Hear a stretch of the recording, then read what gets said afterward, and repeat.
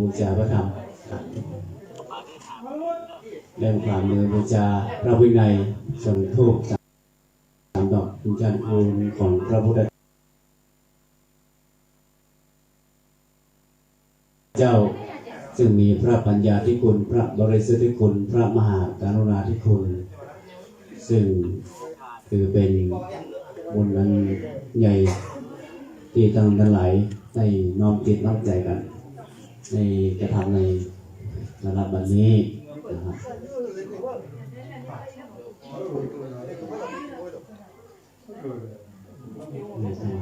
ประสิทธิ์ครับ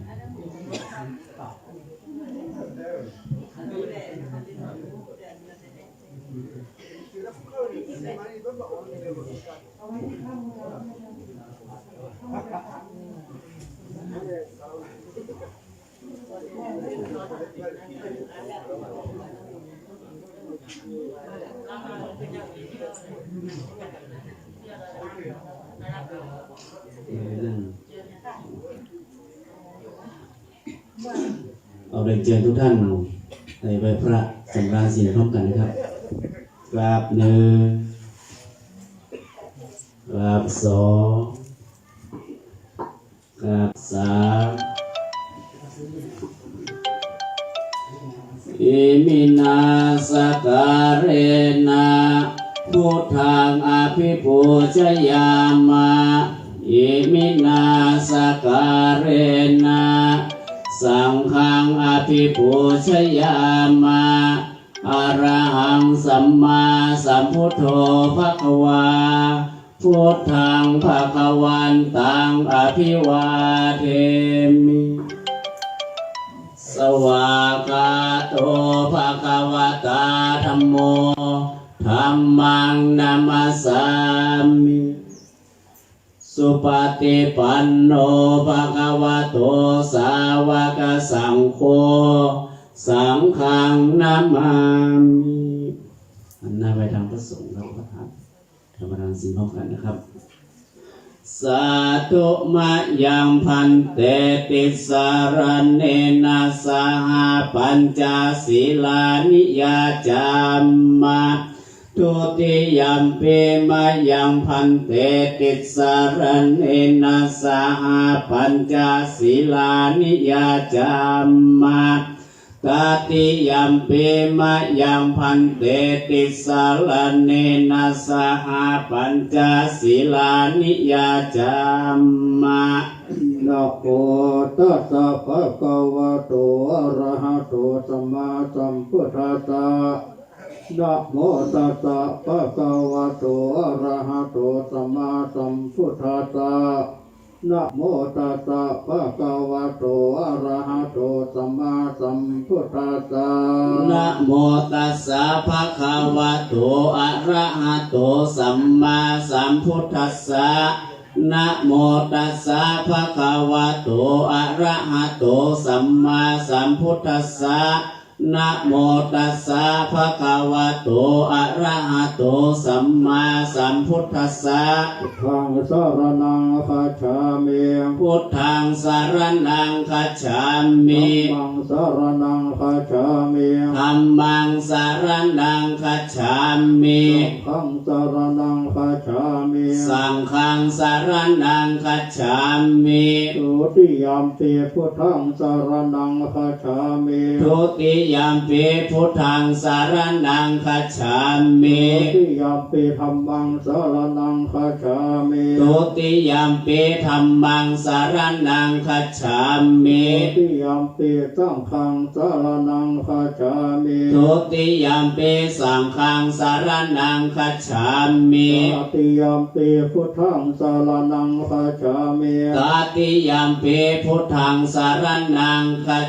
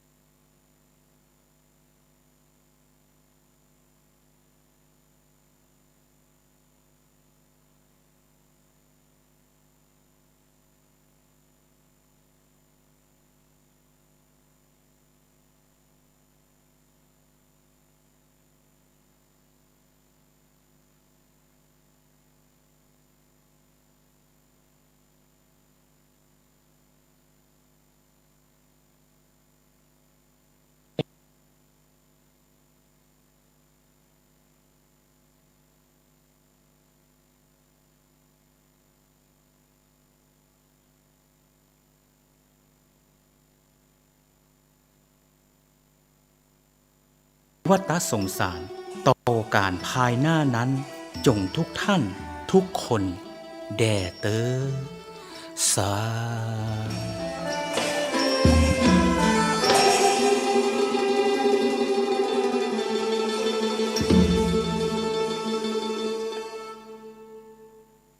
ข่าวสารเพื่อการประชาสัมพันธ์ขอเชิญชวนผู้ใจบุญร่วมบุญจัดซื้อที่ดินถวายวัดกู่มาปินร้าง300 ปี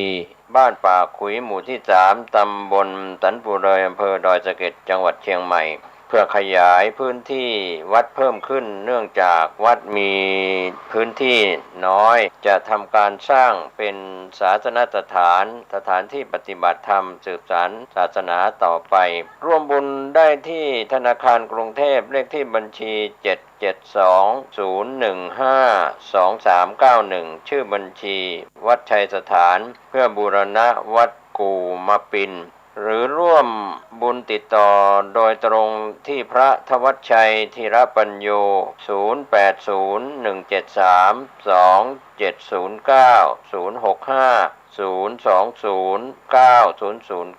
ข่าวสารเพื่อการประชาสัมพันธ์ก็มีความสนใจที่จะจัดทำหนังสือชุดความรู้เรื่องพระพรหมมงคลฝ่ายวิปัสสนาทองสิริมังคโรศาสนบุคคลคุณภาพกับการเผยแผ่พระพุทธศาสนาก็จะมีการจัดพิมพ์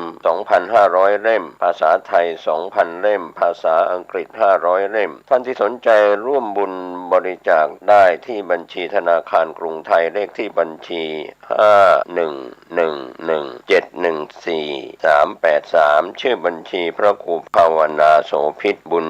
ญวิสิทธิ์เมืองวงติดต่อสอบถามได้ที่พระครูภาวนาโสภิตฝ่ายวิปัสสนาด็อกเตอร์เจ้าอาวาสวัดบ้านเหล่าพระเจ้าตาเขียวอำเภอป่าซางเชียงใหม่โทร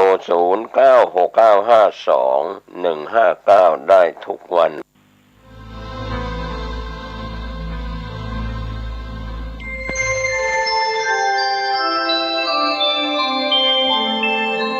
ขณะนี้ท่านกำลังฟังสถานีวิทยุกระจายเสียงคลื่นเพื่อการศึกษาพระพุทธศาสนาและวัฒนธรรมระบบ FM 104.5 เมกะเฮิรตซ์ออกอากาศณวัดฝายหินตำบลสุเทพอำเภอเมืองจังหวัดเชียงใหม่โทรศัพท์053-226-058-053-810-406 053-943-691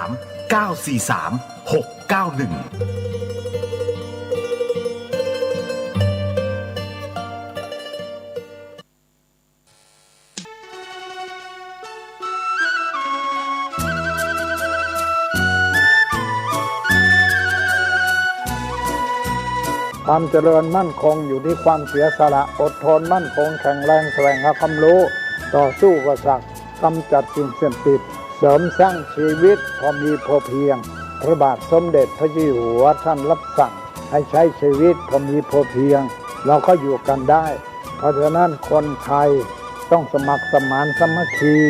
หันหน้าเข้าหากันปรึกษาหากันรักกันฉันพี่น้องเราก็จะอยู่ได้เพราะเวลานี้ยุคโลกาภิวัตน์มันจะมีการเปลี่ยนแปลงทางขนบธรรมเนียมจริตประเพณีบางสิ่งบางอย่าง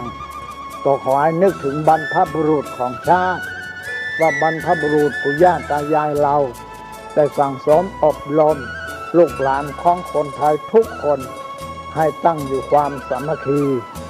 มีความสมัครสมานกลมเกลียวเมตตาปราณีเอื้ออารีเอื้ออาทรในราชการเวลานี้ประเทศชาติของเราก็เจริญมั่นคงเพราะเหตุว่าคนไทยรวมน้ำจิตน้ำใจกันสร้างสรรค์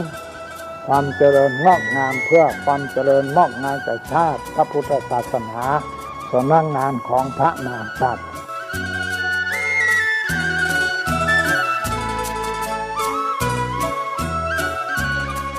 ธรรมะข้อคิดจากพระเดชพระคุณท่านเจ้าคุณพระเทพวิสุทธิคุณ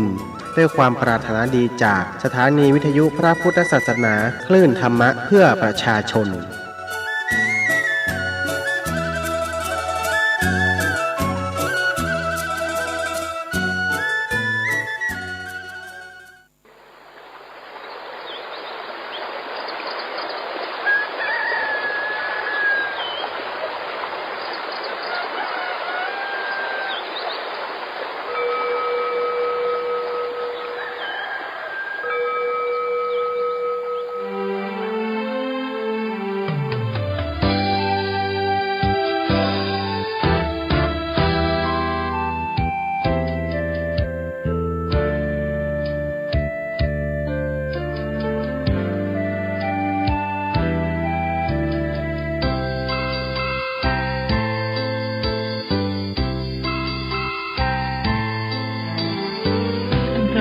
ทีปานน้ำงดงามสูงเด่นรอยธรรมเทระพระเนตรฝากเสียงผ่านสายลมลอยเชิญชวนศรัทธาร่วมบูรณาวัดป่าดงดอยยอดภูนางแก้วยังคอยทอแสงส่องฟ้าอำไพคลื่นคำสีขาวพาเราแช่มชื่นเป็นผู้รู้ผู้ตื่นเบิกบานทั้งกายและใจเคยแผ่คำสอนองค์ชินวรขจรกว้างไกลข่าวสารงานบุญที่ใดสื่อออนไลน์ไปถึงญาติโยมพระธาตุเจดีย์สีสองเมืองเปล่งประกายแล้วบนยอดดอยนางแก้วมีโอกาสแวะเวียนไหว้ชมจำลองจากดอยสุเทพดอยทุ่งคู่ธาตุบรมพลังแรงใจญาติโยมร่วมสร้างสมทันบารมีสีขาวคลื่นธรรมนำพาความสุขพระเนรชี้ทางคลายทุกข์เกิดปิติสุขให้ทุกทินทีเปิดฟังธรรมะพระจัดรายการหลายคลื่นความร่วมสร้างมหาทานบารมีพระธาตุเจดีย์